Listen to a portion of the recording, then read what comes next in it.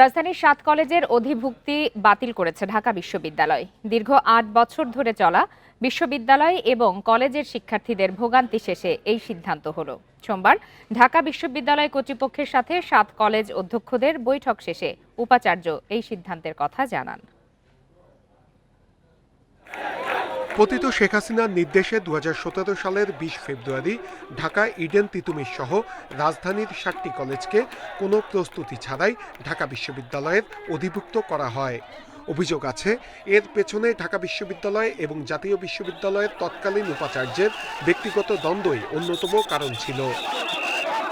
এই সিদ্ধান্তের পর থেকে অধিভুক্তি বাতিলের দাবিতে আন্দোলন করে আসছিল ঢাকা বিশ্ববিদ্যালয়ের শিক্ষার্থীরা। আর ৭ কলেজের শিক্ষার্থীরা পরে সেশন জট সহ নানা সংকটে। এ অবস্থায় বছর জুড়েই লেগে থাকত দাবি আদায়ের আন্দোলন। সবশেষ সোমবার রাতভর সংঘর্ষ হয় ঢাকা বিশ্ববিদ্যালয় এবং ৭ কলেজের শিক্ষার্থীদের মধ্যে। অবশেষে অধিভুক্তি বাতিল হলো এই ৭ কলেজের। ২০২৪-২৫ শিক্ষাবর্ষ থেকে ঢাকা বিশ্ববিদ্যালয়ের অধীনে আর ভর্তি পরীক্ষা হবে না।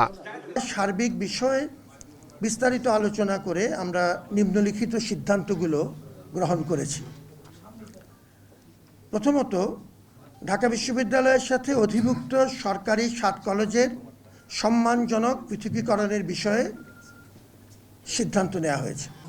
শিক্ষা মন্ত্রণালয়ের গঠিত বিশেষজ্ঞ কমিটির মাধ্যমে পরবর্তী শিক্ষাবর্ষের কার্যক্রম পরিচালনার সুপারিশ করা হয় সভায়। যেসব শিক্ষার্থী বর্তমানে ঢাকা বিশ্ববিদ্যালয়ের চলমান শিক্ষা কার্যক্রমের অধীনে রয়েছেন তাদের ক্ষেত্রে বিশ্ববিদ্যালয় প্রশাসন দায়িত্বশীল থাকবে যাতে তাদের শিক্ষাজীবন কোনোভাবেই ক্ষতিগ্রস্ত না হয়। এদিকে সভা শেষে ঢাকা কলেজের অধ্যক্ষ আলোচনা করেন শিক্ষার্থীদের সঙ্গে। সেখানে তিনি জানান, ছাত্ররা চাইলে চলমান পরীক্ষাগুলো শেষ করা হবে, আর না চাইলে নতুন কাঠামোর মধ্যে পরীক্ষা নেওয়া হবে। তো এইবার সেটা হইতে হইলো, আগে ওইটা হইতে হবে যেটা কাঠামো, তারপরে এদেরকে ধাপে ধাপে নেয়া অথবা একবারে নেয়া, সেটা হলো শুধু চলমান পরীক্ষাটা নিয়ে আমরা কথা বলছি। এদিকে ৭ কলেজ নিয়ে আলাদা একটি বিশ্ববিদ্যালয়ের দাবি জানাচ্ছেন শিক্ষার্থীরা।